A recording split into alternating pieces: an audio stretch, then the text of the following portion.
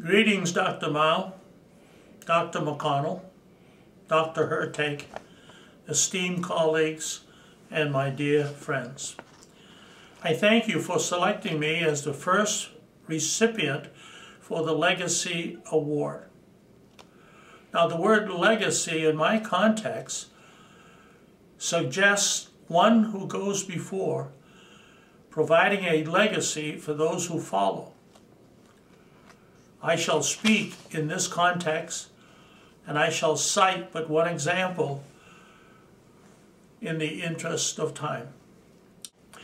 Every Jewish male 20 years and older was required to pay the temple tax. It was a mark and a sign of his piety and solidarity with the people of Israel. Among the converts to Jesus, the question naturally arose, why the tax for us? Had not Jesus earlier declared, and I quote, "A greater than the temple is here," unquote. Jesus responded, instructed them to pay the tax as he himself had done.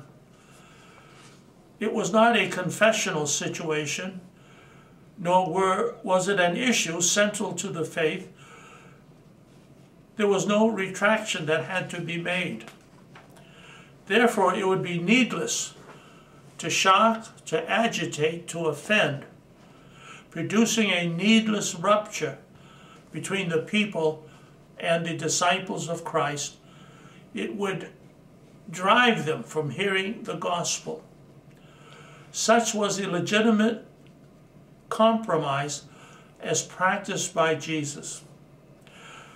Now, this proved helpful to me in my early ministry. I was called to a bicultural church dominated by overseas-born leadership. I came as the associate English pastor. We soon discovered between us that I was making $2,000 more per year than the senior pastor under whom I was to serve. It behooved me ultimately to take a $4,000 cut. You might say this was my way of paying the Chinese temple tax of my time.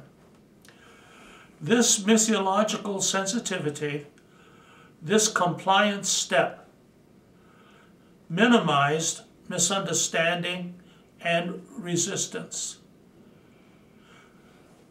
This legitimate Christian compromise led to trust and to acceptance and to peaceful tenure.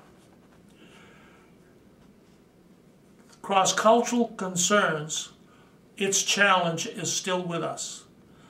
I applaud the efforts of both Fuller and Isaac as they face the contemporary issues of today. I thank you again for this award. I thank the Lord for leading me and coaching me and empowering me in my pastoral ministry and teaching here at Fuller. I thank you, and God love and bless you, each one.